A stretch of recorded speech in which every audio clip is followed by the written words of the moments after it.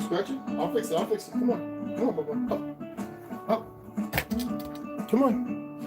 And stop. And leave my gun load and stuff. Come on. Up. Up. Come on. Come on. You just. Okay, be a rockhead, girl. I gotta read.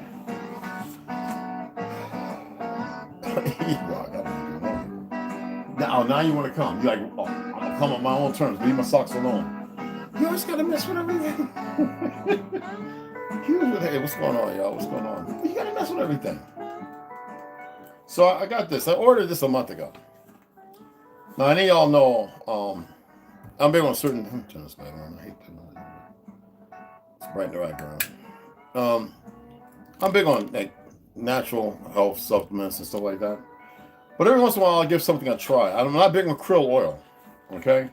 But I have this stuff called exact. How do you pronounce it again?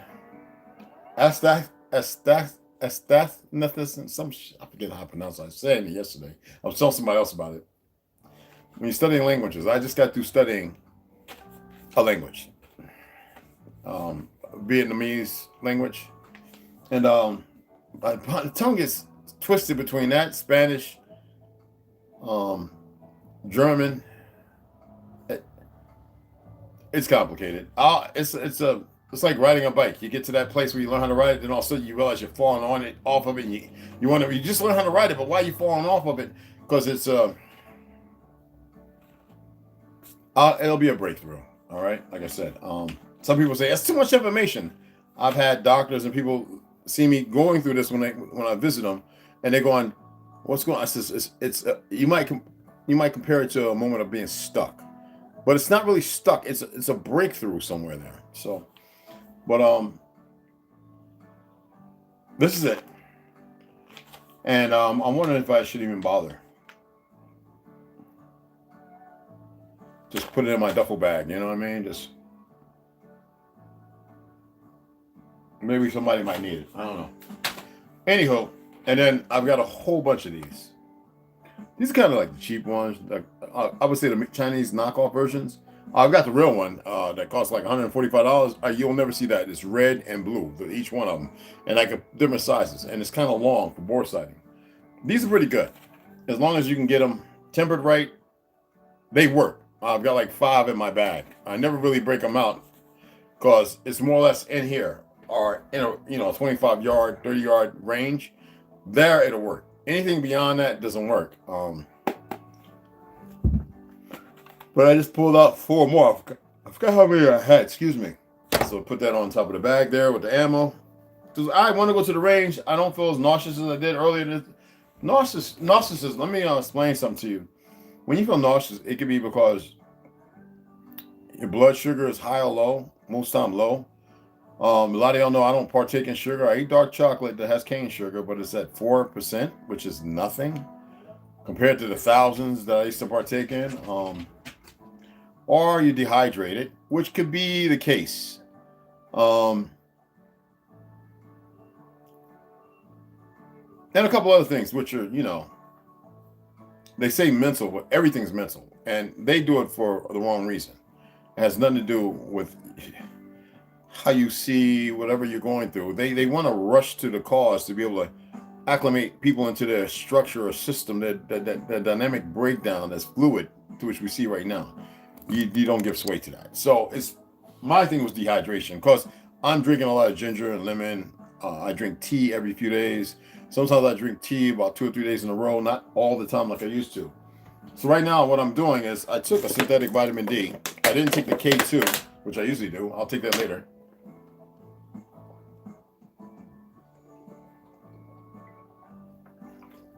Somebody wants to drink some water. What's up, Papa? That's my little brother. You want to say hi? Say hi. Say hi. Say hi. They remember you as a little tiny thing. Yeah. They don't remember when I was a little tiny thing, but we all were some tiny things, right? Yes, we were. Yes, we were. Yes, my Papa. All right. You got fresh water over there. You just want to drink with me. I know. He gets separation anxiety real bad, people. I come in, I can't even walk 3 steps. He's like a bow ribbon between my legs. And then he jumps up on me. His nails are long. So I have a whole lot of nail climbing up like he's still a kitten. No, he's still a kitten. But then, you know what I'm saying? Like he's a big one. And I'm like sitting there going acupressure. Okay, it hurts. And he mixes it all the way up. So anyway, we're gonna pick up this morning. I'm I don't have to read an original history of ancient America, but I want to read Arthur Kessler, and then we're going to go right into DNA of the gods, the Nephilim, the giants, Enoch, the Heaven's Bearer. I want to read that. That's why I told you I would come on and do that, and the exposition 18, 15, 18. All right, so we're going to read those, but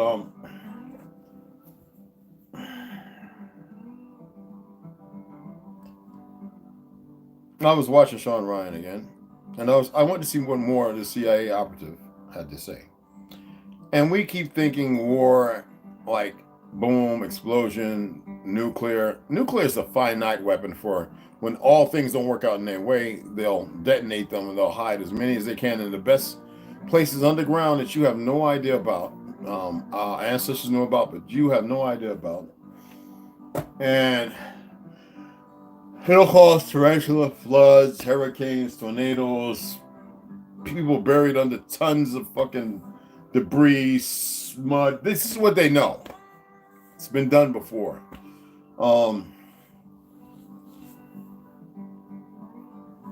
It's chemical. You go to these hospitals, you get these shots and shit. These weird fucking doctors, these scientists who are not, they are scientists and they're not there for your benefit or your well-being. Have you learned that yet with the food and everything? Have you learned that it's not innocent mistakes, that the FDA is regulating things that are not quickly deadly, but systemically small, though it'll affect some people quickly? It's to make sure that they're on the same road. So when you think FDA, I just got a letter from this company, right, that tried to tell me about third parties are illegal. Okay. Oh, you owe this amount. Oh, for what? Where? When? I consolidated anything loan that I had out there, which is based on the Social Security number that they apply to the trust, which is gold, by way of the same motherfuckers in Sweden who nobody fucks with. We're mutual. We're all the satanic shit. CERN was developed. And Charles Schwab, all these Zionists, all these fraudulent, all these Nazis, so-called Nazis, the real propagandists, the ones who've made everybody believe in the world lies, exist. But then they have weapons. Have you ever looked at some of the weapons they have? So anywho, right? I sent a letter back saying, you know who you are and who you talk, who you're spewing rhetoric to. So I decided I'm gonna fill out a 1099 on these fucktards. I got all the information, and I'm gonna send it to them with a 72-hour appeasement. That means you respond, and if you don't, I'm gonna send it to your fake court system with the jurisdiction of who I am, sovereign by all things, as a living sentient being, an original. Regardless of what you believe, you've been made to believe. I don't care about your script. Non-vaudeville act. I'm not going to say everything that I'm going to say in this letter. I don't care if the person reading this knows or don't know. And if you don't know, get it to somebody who does know. And that'll never will happen because that's somebody all the way at the top over these puppets. See, they play a game and they'll approach upon it no matter what's going on because they lack truth. They believe that it's impunitive. What they don't get is I'm imminent. This is how far gone to whether it be the left or the right they have gone. There's no central in them. So I was laughing at this. And I know that they're fumbling right now. They're fumbling. What do? They believe that everything they do, they're 10 steps ahead when they're actually 10 steps behind. So I'm just going to send it to them and see how they react or redact, whatever they do. It's not going to be in their benefit, you know. And I made it known. First of all, I'm the creditor, you fucktard. Without me, you wouldn't have nothing. You already been paid, and I should hit you and sue you for trifold for what you have stolen from my trust. Just because a system of fake Ashkenazi Jews wants you to believe otherwise, and you've been educated in the system established to make you dumb based on a status to make you believe you're right when you're every bit of 150% wrong. And who's really institutionalized? See, they keep using this stuff, these papers and all this fake law and all this other shit as if it really means something, when to those of us who actually know it don't mean a goddamn thing. As long as the rest of you don't know, then they'll keep permeating the same recessive gene, a Deadpool that they are. So I see people was picking up on the fact of what I shared about the woman shooting her husband. Listen to me, it's happening every day. Stupid people do stupid shit. And if you're not there to resolve it, and if you're not going to be eloquent and be able to explain that this is not who we are, this is what we don't do, then you have a fucking facsimile in your head. You have an issue that you need to clarify with yourself. Do you know the importance of not looking outside of yourself? That's why I brought that up with the so-called loan years ago. That first of all, it's dead. I know it's taken care of. But these people are lethargically stupid because third parties are illegal, right? Well, the same thing with us. If we're going to run with something, we better know before we speak on it that we are clear. I have clarity all the way through about what it is. Emotions and feelings don't get shit solved or done. Your feelings and your emotions mean not a goddamn thing. That's what they lament on. They need your emotions and feelings. Why would they want to torment a baby to go in there and get the pineal gland? I mean, literally peel the skull open while it's live. That's when it's the most richest and it's going to do the most absorbing. We're talking about the very sickest of individuals who, after they take a shower and put on clothes, you think they look like we're one and the same. We're not. So I'm looking at people keep hitting me in the inbox. Did you see this? Stop doing that. I'm not worried about that. As long as the information is getting shared, but I can make clarity if you ask a question appropriately. Most of y'all don't know how to articulate a proper question. So therefore, you always expect a response that you negate, that you require, instead of what may be given. And so when you give a response because of people's lack or laziness or lack of research or adherence to paying attention, to listen, to know what they see when they're looking, and to know what needs to be said when they're opening a pie hole before they sputter anything out, which usually ends up being nothing but spittle and caca, because there's no sense to be made of it. And then they believe everybody, because everybody communicates per se as if it's an irrelevant conversation, that they're saying something. They're not saying shit. Just because somebody responds doesn't necessarily negate or mean that they have total understanding of what you meant to say, when all of it came out dribble or garbage. Like, seriously. So regardless of what people are discussing, I just had to share with a friend of mine, I love him dearly, JD Kessler. There's an idiot in there who don't know nothing about Tartaria, like so many. And I was saying, look, we were flying long before, and I showed him a plane that was flown in France long before the Wright brothers fraudulent bullshit in 1881. And I says, that was not a new plane. We already had lighted in air aircraft for thousands of years. I said, it's on the walls. Don't worry about the carbon dating, because that was just to fool you by way of once the Smithsonian and NOVA was established. You know, because of the Luciferian Observatory and all these other goofy things by the Vatican that most people have never really even paid attention to. I visited these sites. I know the mound. I know what was found there.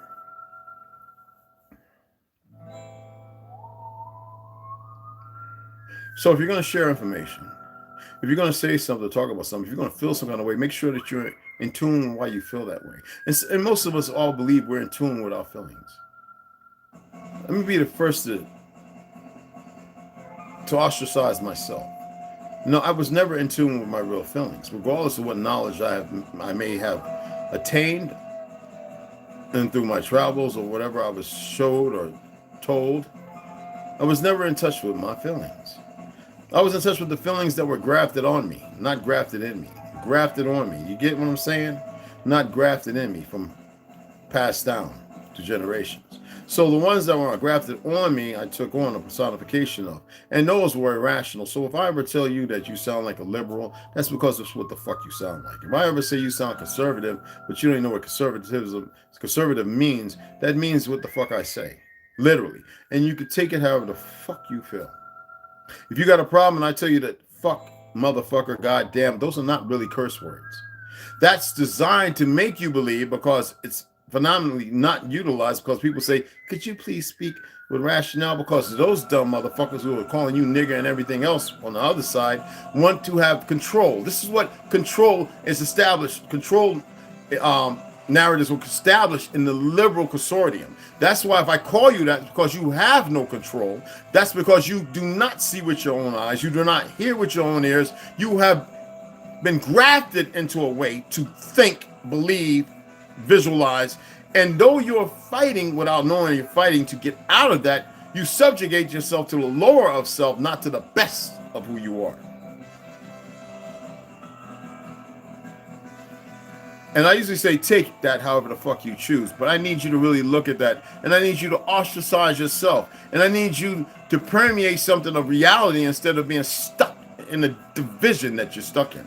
And that division is about yourself. It is not because you're divided from me and I'm divided from any of you. It's because you choose division from knowing yourself. Because if you start knowing yourself, then you won't have to see me extrapolate on the shit that I'm saying right the fuck now. All these know what the fuck alls who don't know goddamn nothing. So I go back and watch this again and pay attention to what I'm saying. I guarantee you didn't get it, just like when Andre 3000 in one of his last performances told you that you're listening to the music and not the words. You're looking at me, you think you see me, you don't fucking see me. You see pixels. You see an image. You got so much to fucking learn. So much to learn.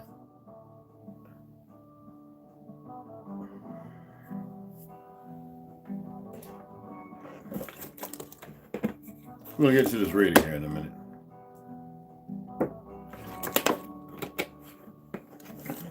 So they're killing everybody. That's how stupid they are. No, I can't say nothing else about who may be working where or what or doing what.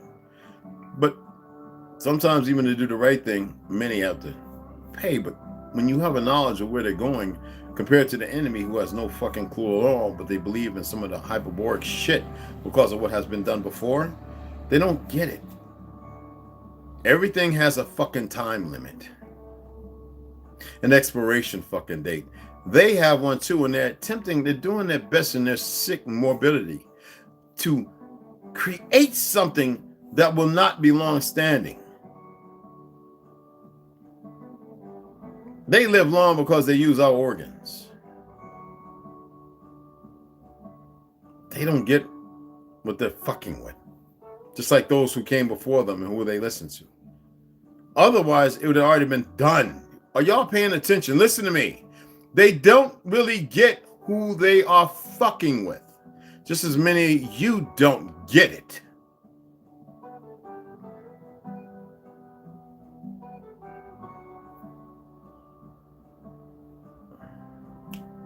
So Mexico is signing on with the BRIC.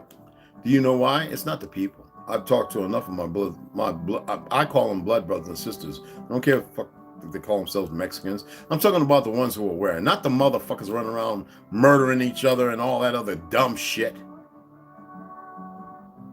And they're like, man, we don't nothing doing none of that shit. Ain't nothing wrong with the goddamn dollar. It's the people who fucked that up, and that's what Schwab and all them fucking Zionist fucks have created. They have put you in an illusion, changed the narrative to which we created.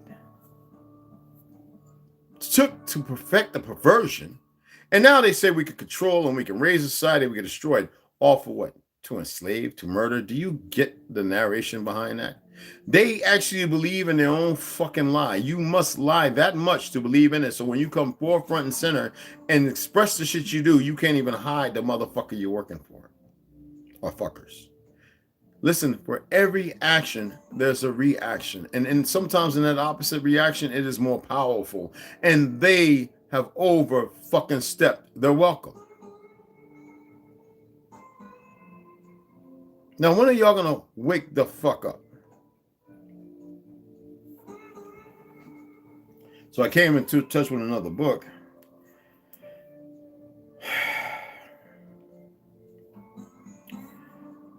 It was on Amazon, but I'm not going to get it on Amazon.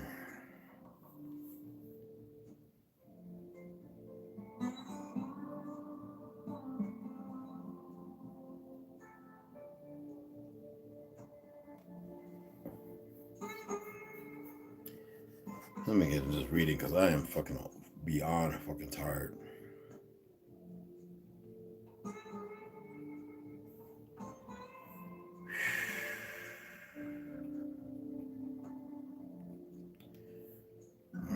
trying to pull it up so you can see it. And only reason why I want to get it, because it has everything to do with what was going on in the 1700s. Now, is it based upon truth or not? Well, it's the changing face of old regime warfare. Now it's 50. I think it's if I was to order it, I was gonna order it just with my money. I think it was 55 something, but it's 1539. It's the changing face of old regime warfare. Essays. I love to read essays. In honor of Christopher Duffy, edited by Alexander S. Burns. Pay attention to the name of the editor. And I look up these individuals and I see exactly what I need to see. They never thought that we would do that. And that's the book. Now, there's two more, and they're a little more than this. And I figured I'd go with this because there's about 5 other books I'm going to get. And I already purchased 3 last night before I even fell asleep, because I went to sleep early waiting on Westside to go live, to which he didn't. I was surprised because I was really wanting to go in there. I like this topic, and I told you guys. So things happen. So when I ask for donations, it's not because you're not going to pay me 1 hour mark. Universe, okay, Tom, I got you. You're not going to make me rich, people. I've got a few thousand. Look, it's almost time for me to get paid again, and I just got a notification I can have 2,000 deposited in my bank account. I'm like, what's that from? And then I was like, okay. No, I don't want that. Should I take it and just utilize it? Put it in my pocket under my bed? Because here, the banks are all going to collapse. Yes, you heard it from me. Here, real soon. Before the credit unions, and they're going to fall right behind them. For all you slavers. So anyway, that's the one. And then the other one is Secret Service agents. It's just who I am. The world's greatest military spies. I am not a spy. I'm saying I'm fluid, and I'm gonna let it be right there. Okay. And then, lady, this book, it's not because it's so much military. I want people to have a clear understanding the puzzle parts of how things circumvented and came to be. So, Lady of the Army, the life of Miss George S. Patton. I like Patton. I don't like the way he died, how he's murdered. Okay? In that beautiful vehicle with that chauffeur, and end up with his neck broke. There's more to it. I have that book. We'll get into that somewhere down the road to show you the people of old world that knew of Tartaria. All right? And the fact that they followed along until they realized they had made a grave mistake. And what do they do with the people who wake up and realize who are of great stature? They get rid of them because they can be a voice. And they need them in the repugnancy. They need that voice to be silent. Are you paying attention now? Do I have you? You ready to go and run back? If you got to go to work, go back to work. It doesn't matter. This will be uploaded. You don't have to share it. I don't care no more. It's not my loss. All right. So this one here is about $36. Excellent friggin' book. Miss Patton, do you know what she did for us? And are y'all aware that she had our blood in her?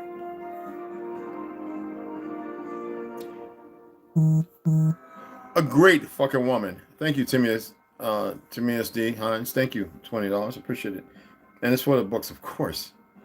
The life of Miss George S. Patton.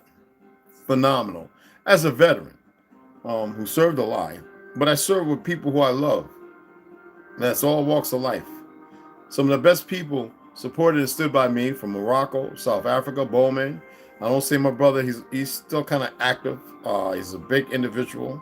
To come into American military, and the way he pulled cheese and tea out of his, the best cheese, mind you, were thousands of miles out at sea, supposedly.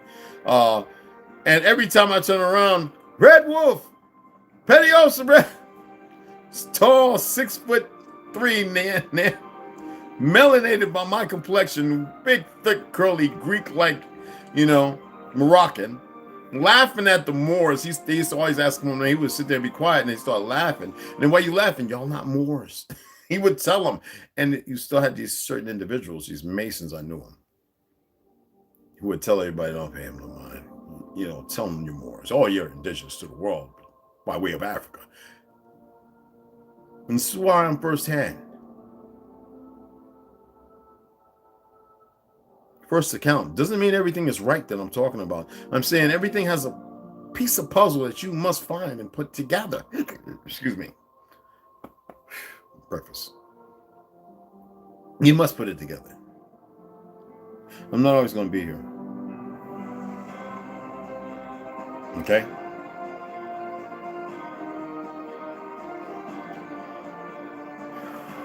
And then we have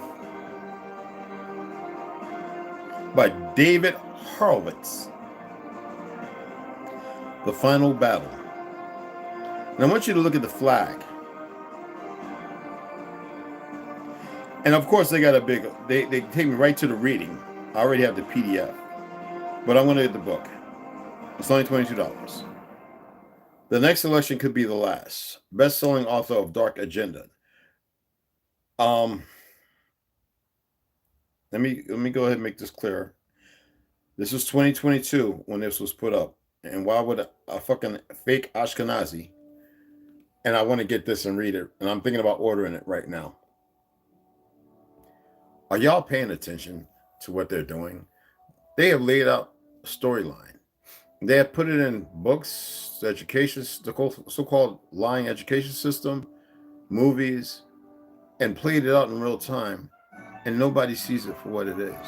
The media talks about it all the time in fake disdain and fractured complicity, and nobody sees it for what it is.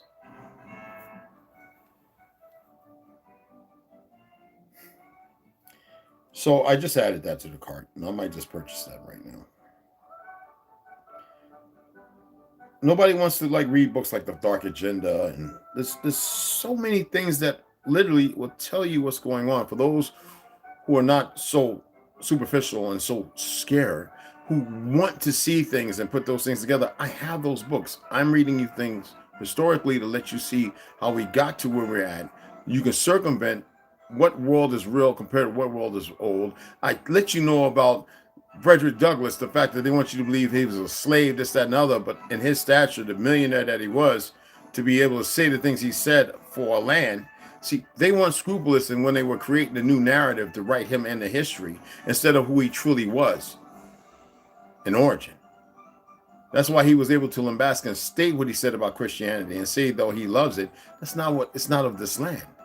Who the fuck can say that? Somebody not of this land? Well, those who are not of this land are the ones that are pushing that bullshit religion on our fucking soil, not knowing its origin, because the majority of them, their great-great-grandparents came up in an incubator, rushed into fucking time. Based on our old world fucking technology.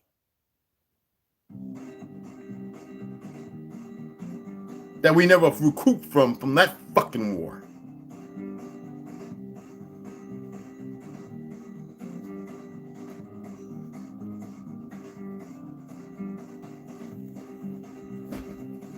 So am I passionate about things?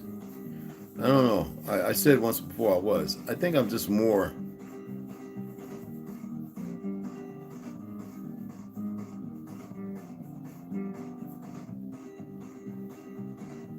I want to be more pragmatic. I'm gonna keep doing things the way I've been doing it without stepping too far out of the box, because I think it's fun to watch people put shit together. Is that a sadistic part of who I am? It may be. I want to see you put things together, and you're not doing too fucking good of a job. I'm watching all these motherfuckers, Bro Sanchez and Aboriginal, all these motherfuckers doing a little goofy shit, and they ain't saying a goddamn thing. Bro Sanchez is a little fucking cop. He should stay on fucking flat earth. That's what he needs to stay relevant to talking about.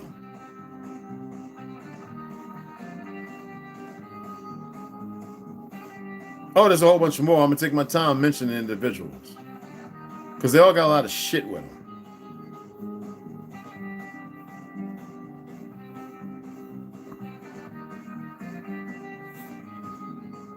Let's go ahead and get into this reading before I start stepping on every fucking body, because I'm tired of the shit that I'm seeing.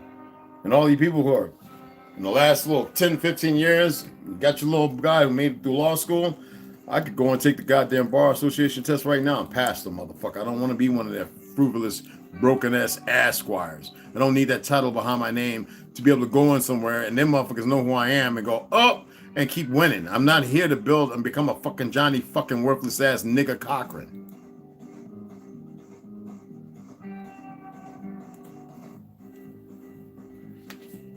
Why were all the fucking Jews the first ones to become lawyers? Because they had to be right shit. They had to control and make people believe in shit. Murdered a lot of our fucking people.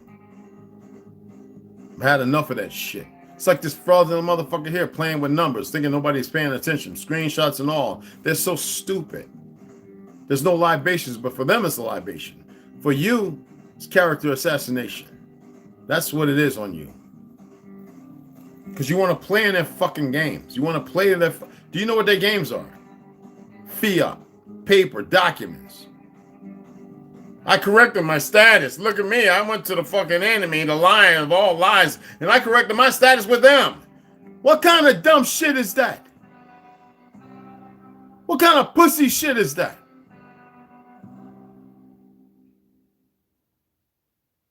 You think I'm over here going...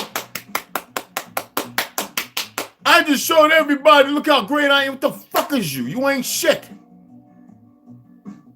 Now, if you was at the Vital Statistics office and you done fucking sit there and you done broke every window out and whooped everybody's ass in the front of the street, then I'd be like, whoa, that's a real motherfucker. And you had out there signs and everything saying, there's no capitulation, motherfuckers, with blind lies and the worthless little puppets.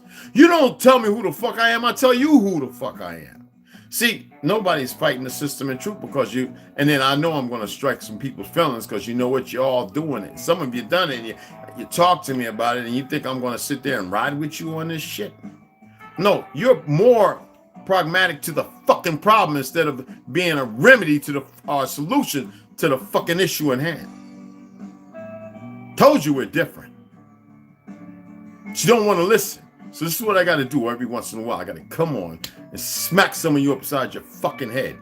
Because you're following these motherfuckers, but you're not listening to how simplistic it is. Because you decide not to stand together, you still stand divided. So therefore, there's nothing I can tell you other than what the fuck I'm telling you now. And they can feel however they want. They can go and talk like, because if I find out, then I'm going to smack them upside their fucking heads. Now, I'm the one who can do it. I'm tired of stupidity. It's not even much. It's so fucking much of it. It's unbelievable. So much stupidity. It's unfucking believable.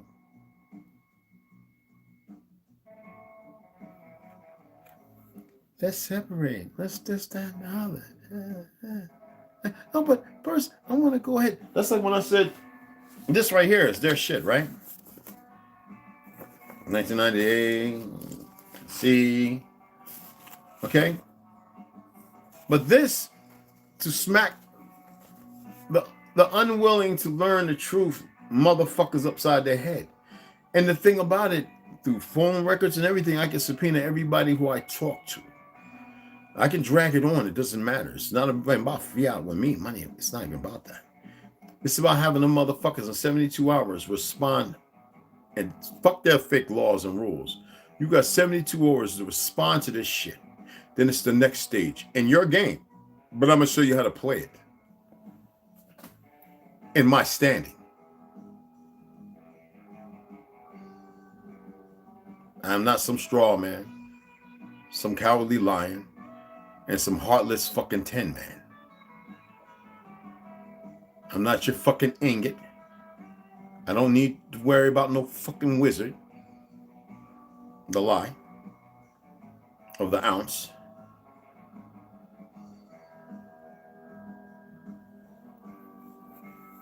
The black total, the total of the whole black people that propagate and move all their bullshit. Without us, they wouldn't have all this.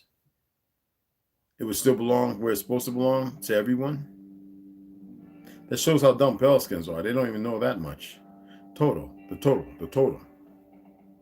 Oh yeah, South Park shows you that. But you motherfuckers can't put a puzzle together. There's nothing new under the fucking sun. Our mother's always letting us know. I'm reading Heaven Bearers. What did Mother Nature do? She sided with the enemy because you motherfuckers are pragmatic and being stupid. Did you even notice that? Cowards hidden away in plain sight. I mean, you're not getting it yet, are you? I told you about Maiden's Tale. Are you watching? Does that shake you up a little bit? Why don't you go watch? I'm not going to share no more. I'm just going to read. There's so much, but so little. It's all puzzle pieces. It's a big fucking puzzle. A jigsaw puzzle. You put a big jigsaw. Put traps all around you. If you don't figure it out, you expire. Well. So I'm going to let you fucking expire. Here we go. Arthur Kessler and the 13th Tribe.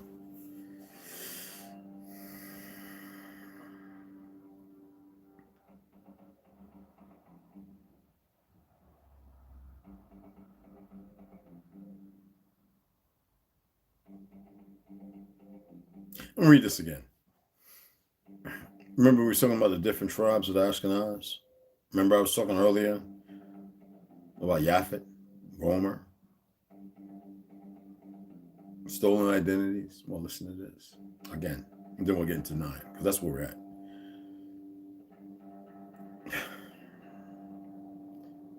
There's also some evidence to indicate that among the dissident Kabar tribes. Do you remember about the Kabar when I was reading over here from the Khazars and the Magyars and all that, and the Rus, like the Rus, and that they were also a part in Hungary, Turk, and all that, the lands they started conquering first, the coup d'etat, when Joseph came into existence. There was no Joseph before that. They wrote their own selves in to create this dynamic ideology of a fake-ass God, to which led them to us. Anyway, Kabir tribes who de facto took over leadership of the Magyar tribes. There were Jews of adherents, they followed something, of a Judaizing religion. It seems quite possible, as Astmanov and Bertha have suggested, that the Kabar apostasia, remember? Apostasia, A-P-O-S-T-A-S-I-A, was somehow connected with or a reaction against the religious reforms initiated by King Obadiah, Obi-Wan Kenobi. Anyway, rabbinical law, which didn't exist. That's not part of the true Hebraic lifestyle. It's their creation to instruct and insert laws, which they brought the fuck here. Strict dietary rules. In order to change the people, you must first magistrate or manage their food consumption to control. Talmudic casuistry might have gone very much against the grain of these steppe warriors in shining armor. In shining fucking armor. Are you aware in World War II there were people who came out the Caucasus who still fought with old Tartarian instruments like chainmail suits,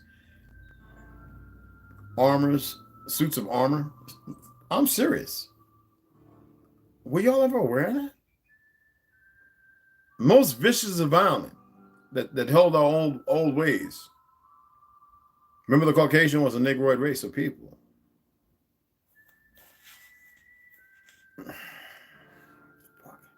If they professed a Judaizing religion, it must have been closer to the faith of the ancient desert Hebrews than to rabbinical orthodoxy. Now, desert doesn't necessarily mean a desert. It means a man who had no ownership over the land or nothing, deserted from all those things that were institutionalized. There was a purpose and a reason that we separated ourselves from all of these things. We utilized, but we didn't. They weren't pragmatic. It was just part of something bigger. And we don't have those things now, so y'all better wake the fuck up. They may even have been followers of the fundamentalist sect of Karaites, and hence considered heretics.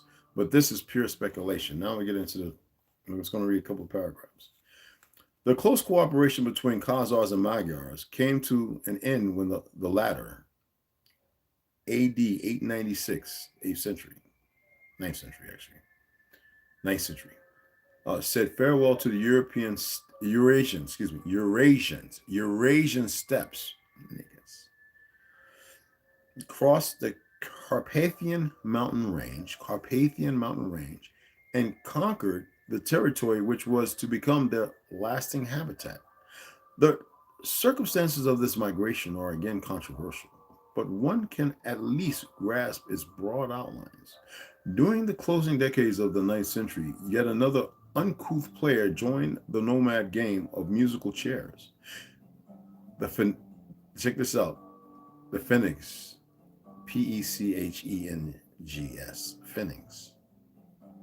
Pechengs, Fetchings, whatever. I say Phoenix. Put an N in there, but Fetchings.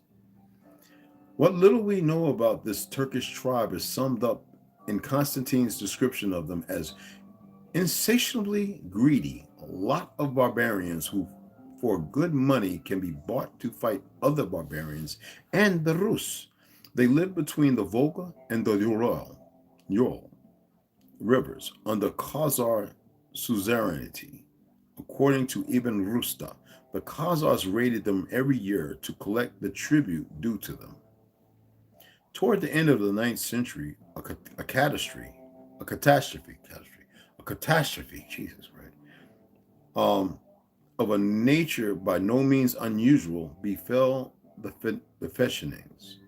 They were evicted from their country by their eastern neighbors, and these neighbors were none other than the Gus, or Oghuz, whom, just listen, you see that catastrophe, a lot of people were hit by it,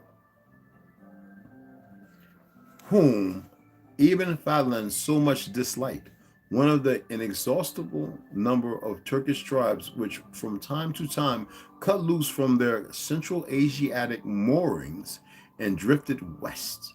The displaced Pechenings, it's pronounced different, but that's all I'm going to say right there, tried to settle in Khazaria, but the Khazars beat them off, and the Pechenings continued their westward trek across the Don, and invaded the territory of the Magyars. The Magyars, in turn, were forced to fall back further west into the region between the Dnieper and the Sereth rivers. And they called this region Itel Kaz, the land between the rivers. They seem to have settled there in 889, 9th century, but in 896, the Fechenings struck again, allied to the Danube Bulgars, whereupon the Magyars withdrew into present-day Hungary. So a little bit right there. It speaks volumes. And then we'll get into the rough outline of all that tomorrow. I'm not tired. What am I yawning for?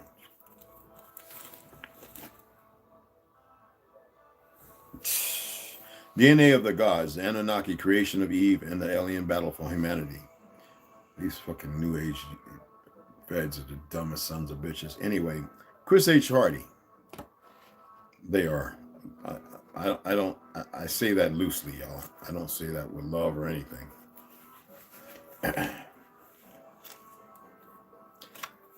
Okay, here we are. The Anunnaki science. Let's now dive into areas in which the Nibirians appear to have had a tremendous advance on our actual civilization. Possibly, right? Namely, their scientific accomplishments. Drawing simple comparisons would be futile because the Anunnaki science is definitely based on different principles. My strategy in this chapter has been to gather from the text as much data as I could in order to infer the types of technologies they had, their purpose or function, as well as the mindset and behaviors linked to the use of these technological artifacts. Now, in the domain, we are confronted with two issues. The first is that each Anunnaki had their own secret technology, often linked to their role in society, and that they were careful to keep these secrets for themselves because of the power these machines bestowed on them. Thus, in parentheses, we don't find manuals or scientific textbooks. I'm just reiterating what I read, okay? Just wanted to go over it again because sometimes we can lose sway. Now, that gives you where we need to be at in the fundamental. We don't need to read the end. That is the marginal line. Historians in antiquity of Sumerian and Egyptian civilizations. This is where you need to pay attention. One of our best sources of information on the Sumerian civilization, apart from the tablets and seals in Sumerian, Akkadian, Assyrian, etc., were the Sumerian historian and priest Berosus, who lived in Babylon but wrote in Greek, and who in the 3rd century BCE compiled a comprehensive history of mankind. He left us, that book is pretty expensive. Look it up, see if you're here. Among other data, an account of the deluge in Greek, stating how after the wave had receded, Zusudra, Noah, Zusudra, Ziusudra, people. Noah, Zusudra, Noah, okay? His family and the Anunnaki pilot of his submersible, the Ark. Remember the thing you saw? They don't want to tell you the truth about, you thought it was a UFO? Well, that's what it is, a submersible underwater. The Baltic Sea. I forget how deep down it is, how many miles, what you call a trench. That ship with the big slide mark.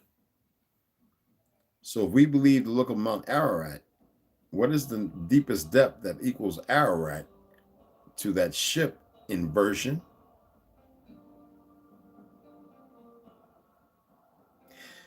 I keep dropping these tea bags, man.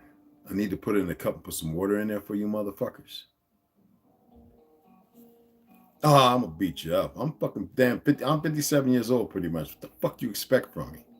Hold your fucking hands and sing to the tulip with a fucking little violin like Tiny Tim. The fuck is wrong with y'all? Wake up. I see that bothers some fucking religious dumbasses. Good. Anyway, we are all offered to live with Anunnaki, who were rebuilding some abodes and cities for themselves. Berosus also reported the events millennia later, 1,000 years, around the building of the Tower of Babel, and mentioned, just as the book, that the diversity of tongues was introduced in humanity intentionally by the gods. I told you that we spoke one language at one time. Nobody wants to believe me. Oh, we got to speak this and that and that. Shut the fuck up. The gods introduced the diversity of tongues among men who, until that time, had all spoken the same language. And wars, that's on page 198. I already read it. We'll get there one day, and I'll remind you of this passage. I won't forget. Also noteworthy is the fact that the prominent Jewish historian Flavius Josephus, 1st century CE. Now, has anybody pulled up the pictures of this motherfucker, the drawings and stuff? These son of bitches is funny than a motherfucker. Anyway, before the Common Era, okay? It says 1st century Common Era, CE. Believe that Berosus in his Babylonian chronicles had referred to Abraham when he spoke of one great man among the Chaldeans, well versed in astronomy. The father of Abraham, Terah, was a high priest in the most sacred Sumerian city of Nippur, and then in Ur. And at that time, not only were the high priests and the kings as well of mixed Anunnaki and earth human percentage, but they also were the only ones versed in science, as the tradition will linger in Pharaonic Egypt and throughout the Christian Middle Ages. Another prominent source of data was the historian and Egyptian priest Manetho. In parentheses, it states, his name meaning gift of thought, and who had full access to the 500,000 or so volumes contained in the Library of Alexandria. And we know that all of that is now 50 miles within the Vatican's caverns, with all of our ancestors' bones as an energy, a battery.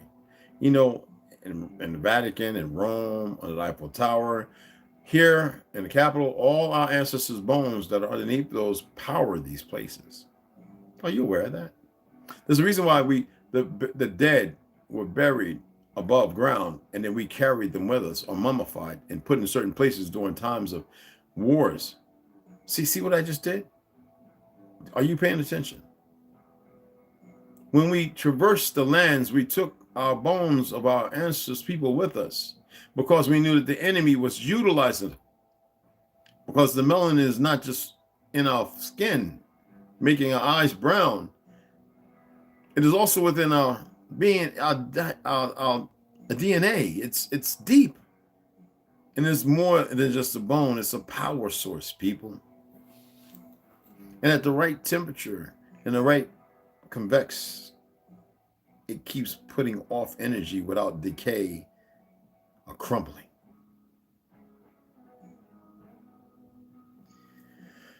I'm telling you too much. Okay. Anyway. Who had full access to the 500,000 or so volumes contained in the Library of Alexandria. A great percentage being the Sumerian and other Mesopotamian clay tablets in question. They find a lot of those over here. Manetho was asked by King Ptolemy, Philadelphus, around 270 before the Common Era, to write the history of Egypt. And he had access to Sumerian king lists, chronicles of pre- and post-Diluvian rulers. The oldest surviving one to date is a clay tablet, unearthed from Lhasa and dated circa 2000 before the Common Era. As for the king lists of Egypt, the oldest one discovered is the Old Kingdom Annals, circa 25 to 2200 BCE before the Common Era. And the one most similar to Manetho's list is the Turin Royal Canon. Manetho's list, you think back then they was using the word royal and canon? Anyway, pay attention. Manetho's list reaches back to the Anunnaki gods who reigned at first. Then they invested kings, and kingship was lowered to earth, as say the tablets, both in Sumer and in Egypt, where the pharaohs' dynasties were instituted.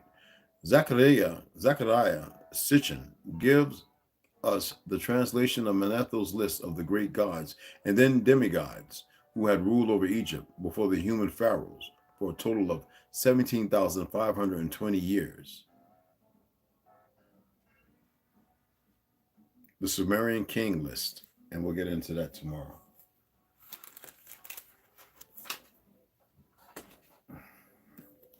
The Book of Giants, the Watchers, Nephilim, and the Book of Enoch.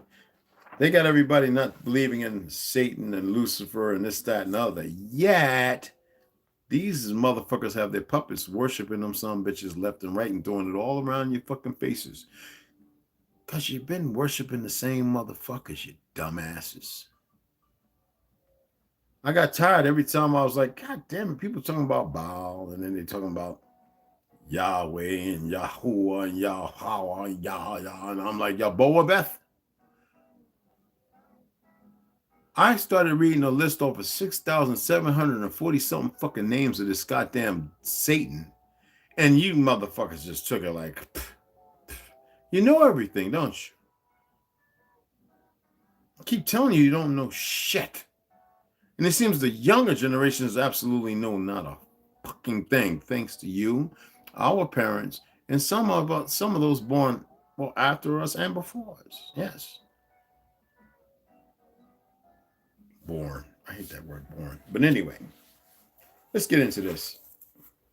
And this is by our brother Joseph Lincoln here. Lumpkin.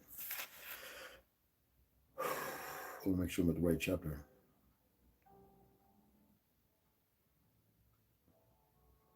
Right. Right.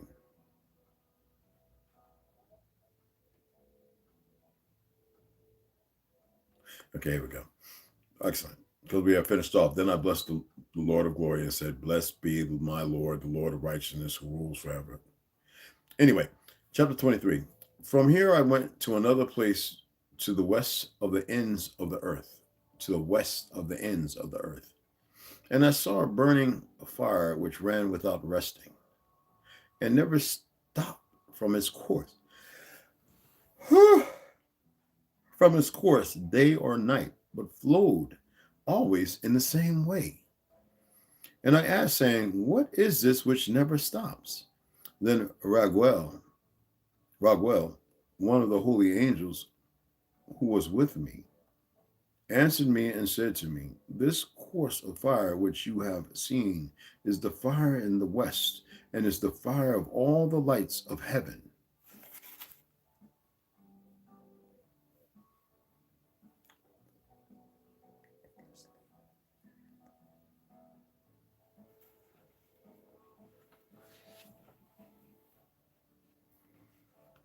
Chapter 24. And from here I went to another place on the earth, and he showed me a mountain range of fire which burned day and night. And I went beyond it and saw 7 magnificent mountains, all different from each other. And their stones were magnificent and beautiful, and their form was glorious. 3 towards the east, one founded on the other, and 3 towards the south, one on the other, and deep rough ravines, no one of which joined with any other. And the 7th mountain was in the midst of these, and it was higher than them, resembling the seat of a throne. Remember Flatlanders? The water where they've been trying to go. Nobody's been to the North Pole. They can't get there. They haven't even flown over that area. They haven't. Trust me. Everything you see on that map you think is something is a lie.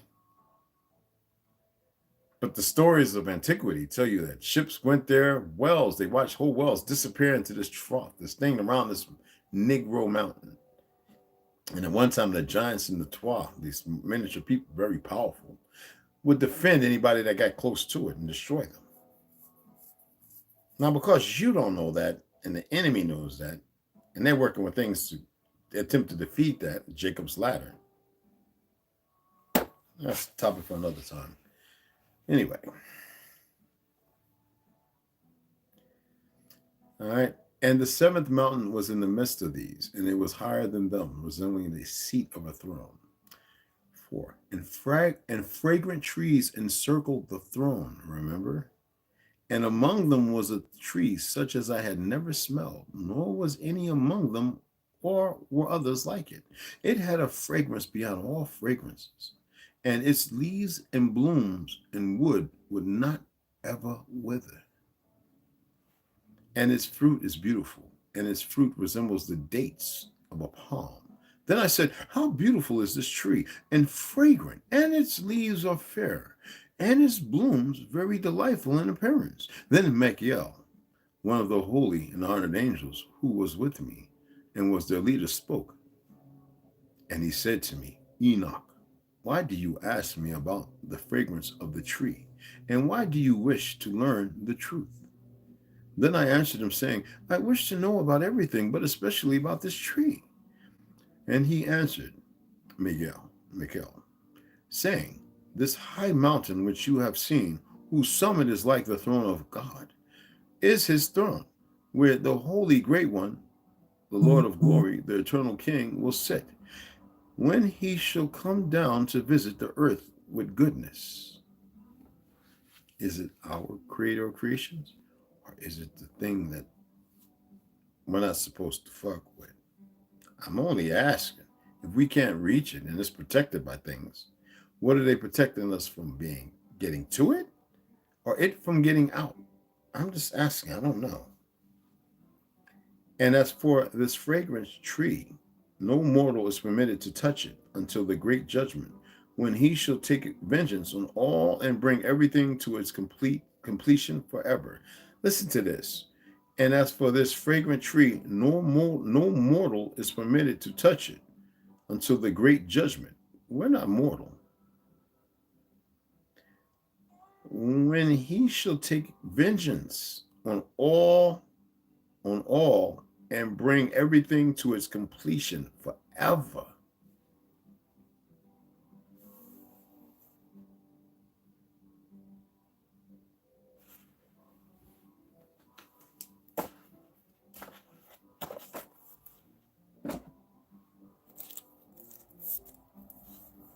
Exposing the Expositions, 1851-1915, revised edition, Eddie 2021 from 2009, from the 2019 edition. This is actually phenomenal. I have the other one. There's a lot of pictures. I don't like it. But Howdy Mikowski. LA. LA.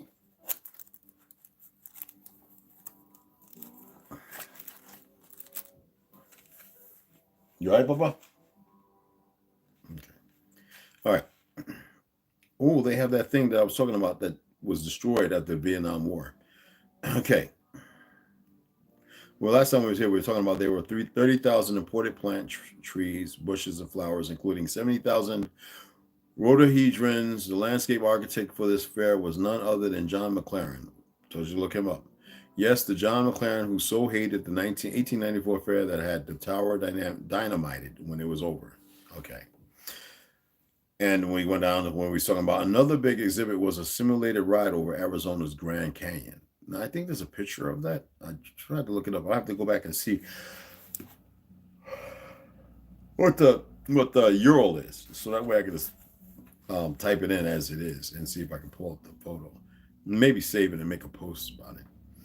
Anyway, manufacturing was a key for this fair. The automobile was central, and Henry Ford had an assembly line set up that produced 18 new cars in every day of the fair. Now, we know that Henry Ford was full of shit because it was the Patterson brothers before him who were manufacturing by hand the original automobiles. And as I stated to you before, they weren't even the first progenitors of building the car.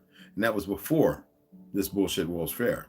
And Henry Ford, who was part of the Fords, the Rothschilds, the Bilderbergs, so on, the J.P. Morgans, all of them are the same fucking people. Einstein just happened to be the little half-blooded, little nitwit cousin they brought here to usurp. And Nikola Tesla really wasn't feeling it.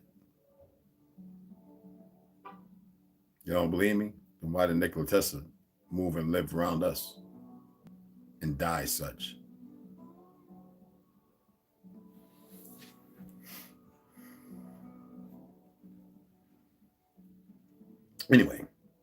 Anyway, produced 18 new cars every day of the fair. Ended by being driven off the line, but it was more than this. All sorts of new assembly line items were displayed, making products before people's eyes, such as fire hoses and blue jeans. New airplanes were taking passengers for tours for the very high cost of $10 fee. That's right, $10. And the concession was run by two brothers whose last name was spelled Lughead, or Lucky. Although they had already gone broke at least once, they refunded the Lockheed Aircraft Corporation using the profits from the fair. What author Ackley also makes clear in her book is that even though this was now the era of the car and the car was being showcased, you had this modern fair, but horses and mules were critical to building it. Now, who remembers me showing them inventions of the so-called black man who made the gas turbine, the reciprocal radiating engine? Well, 5 different engines. We made them all. So who made the fucking car? All right, so that's the beautiful thing. They didn't really know how to clean their shit up. What author Mackley also makes clear in her book is that even though this was now the era of the car blowout, so again, she and other historians are following the basic premise that even though machines were available, they still had all the lumber dragged by horses. They didn't know how to operate our shit. We showed them the fucking trains. The Tartarian big-ass trains you saw all of a sudden just disappear somewhere around in the 50s and 60s. Them big, beautiful motherfucking... Oh, man, I got pictures, man, that blow your mind. Visiting this fair was an expensive ticket. Granted, the admission was only 50 cents. The problem was that to do anything cost money. Take a ride on the Midway, money. Buy food, money. Take a train ride, money. Though many still try to portray that the average person could attend due to the fair entrance by costing 50 cents, that meant the poor could go, but not do or eat anything. Because money, by doing that, changing the whole dynamic of actual history, it was to incorporate to be able to steal everybody's resources and everything about them. who they are. And they could pay off squatters. Native Americans, you listening? Pale skins who want to be us. You disdain us, but you don't get why you have fucking problems. You stupid fucks. Anyway, Palace of Fine Arts today. Now, this structure right here was actually used to house old World War II used for Vietnam Jeeps and even some of the old tanks. This building right here. The women cried out when they were destroying this. So they left that in the fountains and a few things. But after the Vietnam War, they went ahead and totally destroyed it. This goofy ass government. These dumb fucking retards. Yes, that building. Matter of fact, I could probably pull up a picture of that. I think I have stored somewhere. Anyway, we'll go ahead and that's the Palace of Fine Arts today. They say today. Let me see if I can pull that up. Because I know they had to rebuild it from if I remember right. Excuse me.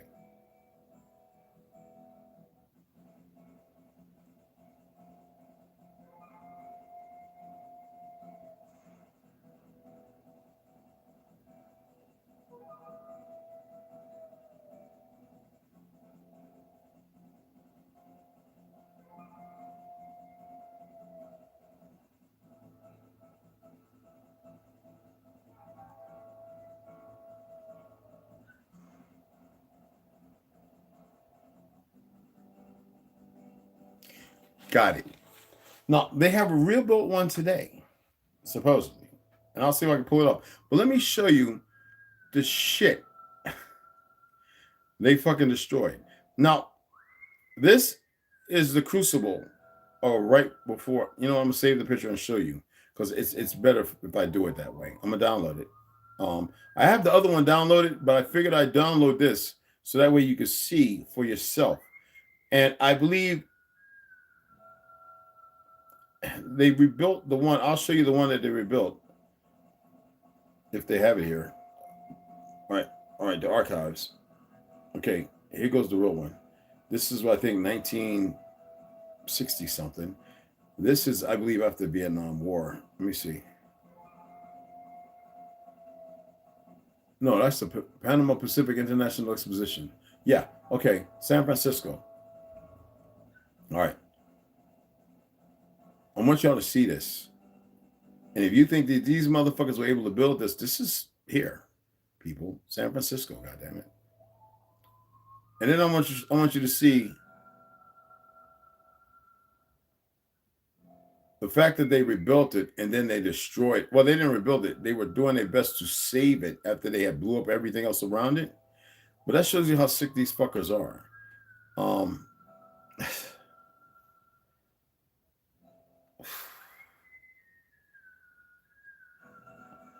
They sicken the fuck out of me. I don't know how y'all can sit up there and be all happy and shit and all like a sweet fucking harmony with these motherfuckers. And they want you to believe it's made out of wood, this, that, and other. I'm going to show you the shit is not made out of wood or nothing. That these fucktards are the worst thing. All these politicians, all these fucking bastards are the worst pieces of scums on this fucking earth and on our soil. And I don't give a fuck. Yeah, some real emotions driving up. I want you to see this.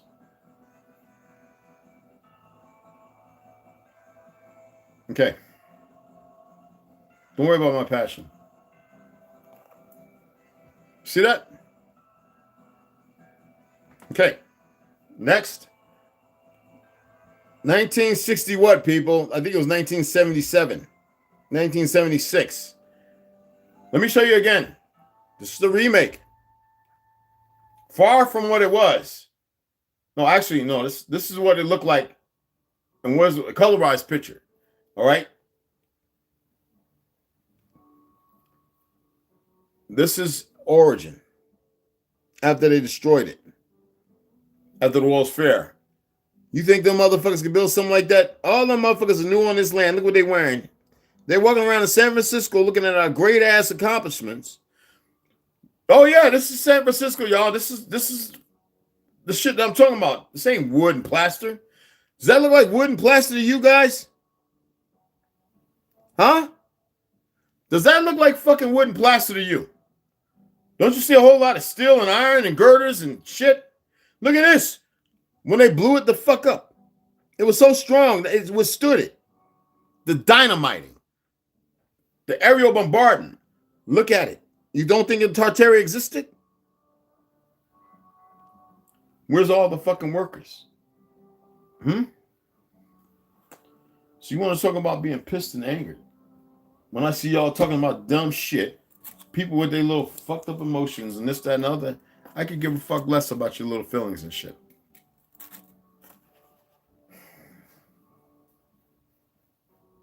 I care about you.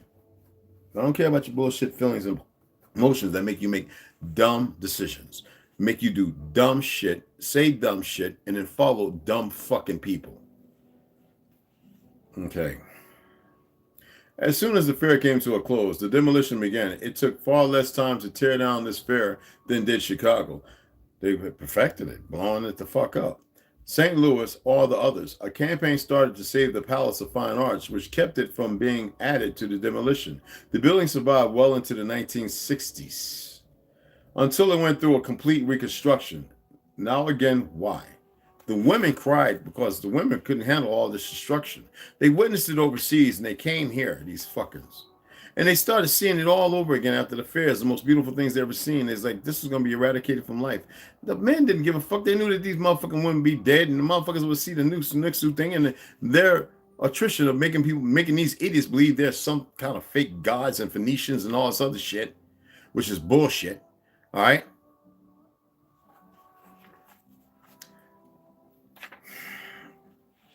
Yeah, that's how they look at you. You fuck. That's why so many pale skinned women are coming to us.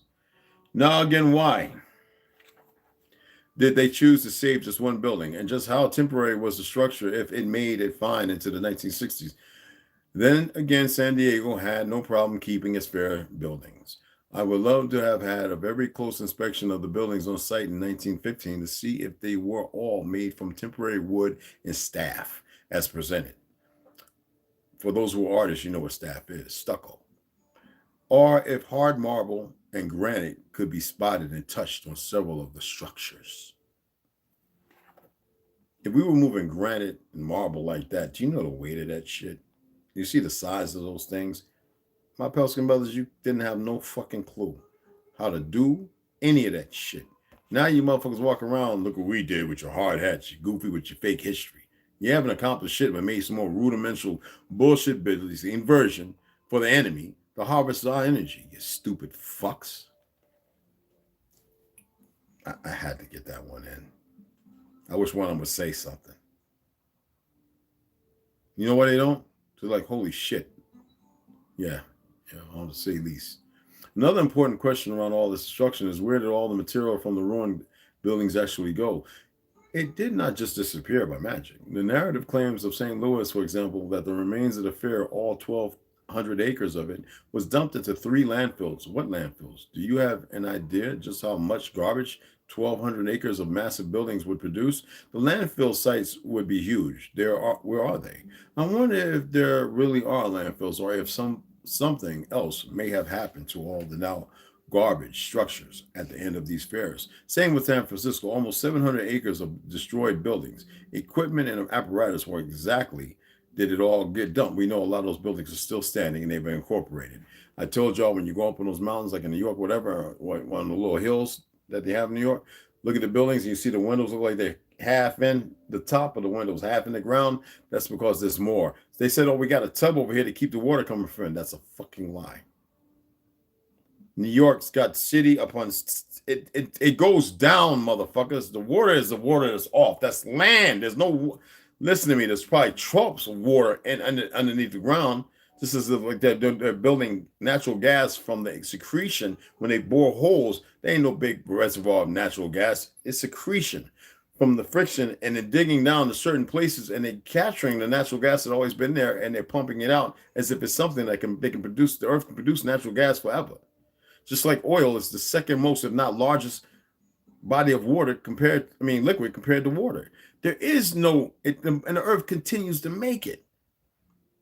Y'all are being controlled. You're puppets to a lie and a narrative. You recuse yourself by believing in the bullshit. that these fundamentally fucked up individuals keep scouring over you.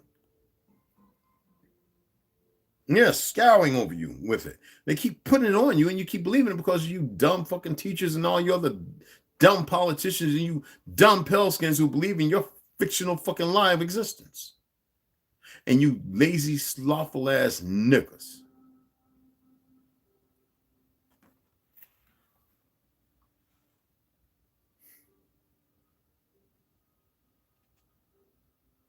Yeah, I get pissed off. I ain't gonna lie. Y'all only can see. Anyway, right? Almost 700 acres of destroyed buildings, equipment, and power apparatuses. Where exactly did it all get dumped? Can we locate those areas today and do some casual inspection to see if anything at all at those locations can be discovered? Pieces of unexplained marble pushing through the soil, for example. A clue was revealed in research from John Levi that showed on the old Philadelphia 1876 site, which is now a park, now has a giant quarry on it. Could it be the location of a landfill filled with stone from the buildings after destruction of the fair? A site which in time, once the fair was long forgotten by the masses, could become a quarry that no one would question if the stone was really from 1876? The Philadelphia quarry even has a parking lot of giant concrete slabs, he damn sure does, an area that would not look out of place as a pavement in the Giza complex of Pyramid Egypt. If anyone in the Philadelphia area has a chance to get to the quarry complex, please check it out. Answers might be waiting right there for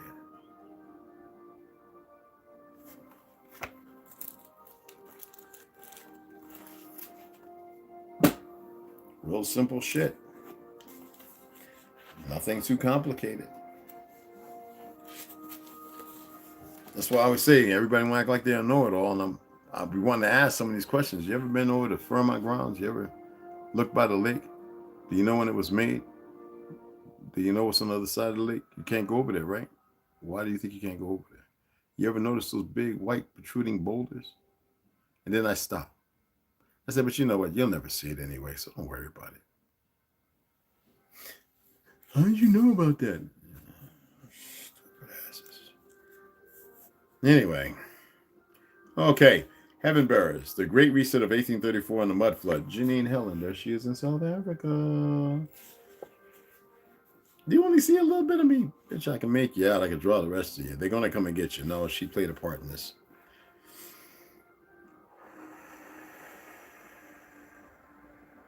Okay. Just want to make sure I'm right.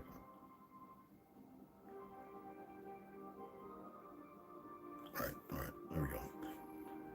I want to make sure I'm in the right spot.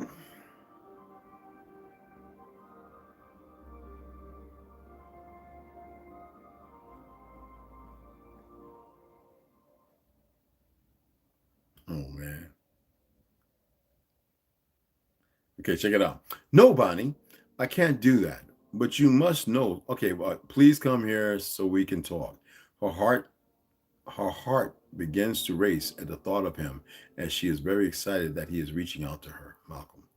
No, Bonnie, I can't do that. But you must know something. Something has happened that changes things. It has never happened before. A betrayal so treacherous you would never expect it. A betrayal? Who would betray me? Mother Nature has come to her senses. We have stopped the Heaven Bearers and their plans, except for Azrael. She pauses and glances over towards Malcolm. They are still fighting each other, and she rolls her eyes like a child. Father and son, Azrael and Michael. Who is it, Father? Is it someone I know? Perhaps I can remember her father came to her? Okay. Perhaps I can put a stop to it before he or she even gets the chance to betray me. She asks and looks back up at the sky, but he is gone. Father. No. Please come back and finish what you were trying to tell me, she asked calmly. But the sky is clear and the clouds reveal nothing anymore. She traces her eyes along the firmament and looks for him, but he is no longer there. Her mind starts to race. with confusion, and she wants to know who is going to betray her. More importantly, she wonders if she can stop him or her in time. What kind of adulation, bruh? What if I can? The sky starts to rumble, and her heart stops. What is coming for me now? She mutters, and the wind starts to howl. She watches heavy looking clouds roll in, but they are calm and still light colored. She looks all around her, and the dust in the air blows past her patiently. Slowly, people. It is in no hurry to disappear. Bonnie! Malcolm shouts, and she returns to her senses and runs over to him. Look up! She turns her eyes up towards the sky, and there is a terrifying crack. And they watch as the firmament opens slowly. Comet in the long tail, they call it the Milky Way. The color drains from her face, and she holds onto his hand tightly. What is coming for us, Malcolm? There is fear in her eyes, and she can sense Malcolm is worried too. Azrael backs away from them slowly and smiles. He is completely arrogant, and they know he has something to do with this. But how? She wonders. She realizes what is about to happen, that he wants to escape, and she knows she needs to stop him. He lifts off from the ground and stretches up his arms. It looks like someone has tied a rope around his shoulders and is pulling him up and away. No, she shouts and takes a big leap towards him. She manages to grab hold of his legs, and with all her might, she tries to hold onto him and pull him back down to the ground. He kicks her hard in the face, and she loses her already loose grip and falls back down to the ground. She is all of a sudden weak. She has no strength. Her powers are dwindling, and she doesn't understand why or what is happening. Bonnie, are you okay? Malcolm cries out and immediately runs towards her. He scans her over and notices she has a cut on her nose. Her palms and knees are grazed, and they are bleeding. I'm weak, Malcolm. I couldn't stop him. What is happening to me? She asks, and they watch him escape from the earth through the firmament, and it closes up again with a loud bang. She wipes over her nose, and she notices the blood all over her. She starts to scream hysterically and as loud as she can, but she barely makes a sound, and her voice doesn't travel far at all. Her eyes don't light up, and nothing happens. She betrayed us again, Mother Nature. She said she was going to help us, but all she did was lie and let Azrael escape. She shouts at Malcolm, and she is angry, but she doesn't scare him. Malcolm doesn't know what to say. He is just as angry, and he wanted Azrael dead more than anyone. He knows he must respond to her somehow, but before he even gets a chance, the entire earth starts to shake. It is nothing like they had felt before. It feels more like the earth is shifting on its axis. Leaves start to fall down from the canopy and surround them. As they land next to them, they quickly turn a light brown, then gray, and eventually black and shrivel away. They disintegrate and turn to dust that mixes in with the dirt. What is going on? She asks and watches as large pieces of branches come crashing down and create dents into the ground. All around them, a branch narrowly misses her, and she freezes in fear, and she doesn't know what to do. Malcolm, she cries out. We need to get up and find cover, Bonnie. He takes her by the hand, and they start to run, but she can't keep up with him. She is too slow. She is a mere Tartarian girl and possesses no powers or abilities. He has no other choice but to pick her up and carry her to safety. They reach the edge of the mountain and hide under a small rock ledge and watch how more branches crash down, split the ground, and create clouds of dust all around them. She sees that bright blue butterfly again. It flies up to her face and gently flaps its wings and hovers. While it makes eye contact with her, she wonders if it is trying to talk to her, because she can't hear anything or understand it.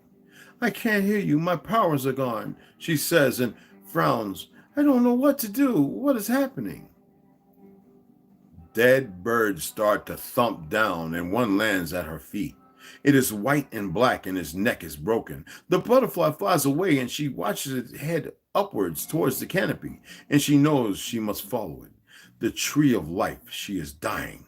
Her words echo all around her, and she understands what her father was trying to tell her.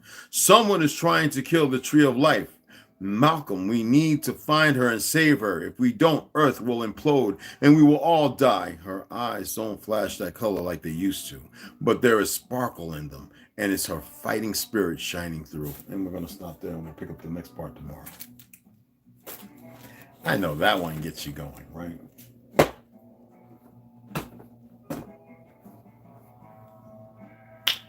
Again, thank you for taking the time to listen to my ramblings and rumbles.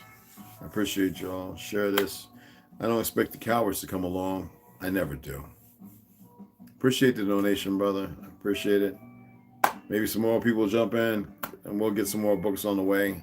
Like I said, even though some of them on Amazon, I go right to thrift books. I don't care about it taking a month. They're a little cheaper. Some in better condition than the used ones they have, because Amazon has a lot of used books. They don't tell you that either. On Amazon, you have to type in used. In a thrift bookstore, some of them are expensive now. Don't get it twisted over there. Thrift doesn't mean free. Yeah, but they're variables in prices, so you can actually go to Prime and send them the price, and they'll match it or change it by a few dollars. So that's the one I use. All right. So I appreciate you guys. Give me some shout outs, and then we'll get the fuck off of here. Great Wolf, Grand Elevations, brother. Rhonda, what's going on, beloved? All my beloved. Sue, what's going on, baby girl? B Tree, peace up. Original Lonewolf, what's cracking? Mikey Hill. Jay Davis, what's jumping? What's jumping? All right. Appreciate that. Funde Faye, hey, what's cracking? Peace. Max V, must have said something that got you. We're surrounded by non-player characters, which is why our numbers are only marginally increasing. I know. Facts. Appreciate that. Benjamin C, Grand Elevations, what's going on, family? T Hines, yeah, I've been some storm and break like council looking remains in the small mountains in the hood of San Francisco. Big time. I mean, yeah, I know what you meant. Like it was destroyed, exactly. And a lot of those buildings are Tartarian buildings. They have changed their face. They have people come through. You've seen them doing casting work. They have changed. They've removed golems and all kind of like figurines and stuff. I've been to San Francisco, and I remember looking at the buildings and pointing this shit out, saying this mountain wasn't this high. When you think about the San Francisco peaks and all that kind of stuff, that is not. If you can pull up a book from the 1500s, you will notice drastic changes in the narrative, and you won't see the flat plains you used to see. And most people don't get it that mud floods happen even up into the 18th century. And today I think I saw a video last week. What was it? Was it the Philippines, Dagestan? I forget where it was. There was a mud flood. People were out there recording. And it looked like a river of water, but it was mud with trees and vehicles and buildings rolling and just slamming through like an ocean and covered everything up that quick. Even the guy ran inside this little building, had to run upstairs. He couldn't believe what he was seeing. And I keep telling people, the mud flood was not no fucking... See, we think like these motherfuckers that programmed us. To think that shit takes thousands of years. When I told people we've had 4 cliffs, some up over 400 to 1,000 feet, happen in a matter of 30 minutes to 4 hours, in earthquakes or whatever they want to call that, where it looked like Grand Canyon within a day. And when you look at it, it looked like something that's ancient. No. Well, many things may be ancient, but historically, no. The things they made everybody believe in was to keep people puzzled and searching and looking for shit, while they keep digging up all our shit. Because if it wasn't ours, why would they have to go and start studying shit and have people come pushing all this fake history? Now people became fucking lazy.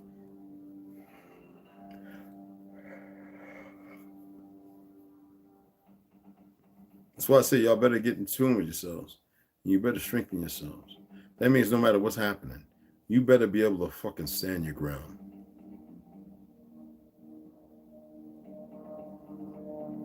Stop being ignorant to one another. The disdain of your ignorance and your rearing and your naturalization. That ain't nature at all. Naturalization. That ain't nature at all. Not based upon order. connect back to order and stop being so frugal and fucked up and fractured. And stop being so antsy and bothered when somebody makes a statement or says something. Because see, it's weak motherfuckers like that we don't need in our lives. I'm grateful for every weak motherfucker that walk in my life, and I see them for what they are, and I do what needs to be done to curtail them until they get some real fucking strength. And when I tell you women that you're more powerful than us, I'm not playing. But if you come to me and you show me that you're weaker than me, I'm gonna fucking deal with you as such. It's not to harm you or hurt you. I'll protect you forever.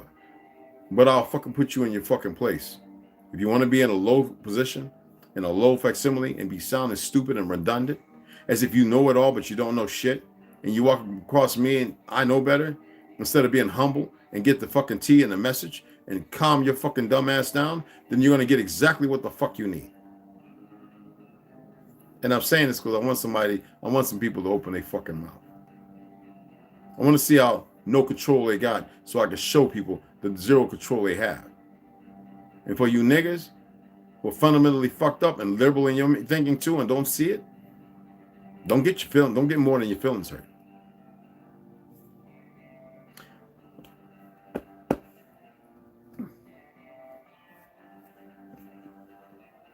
Thanks again for the donations, people who aren't too fucking lazy.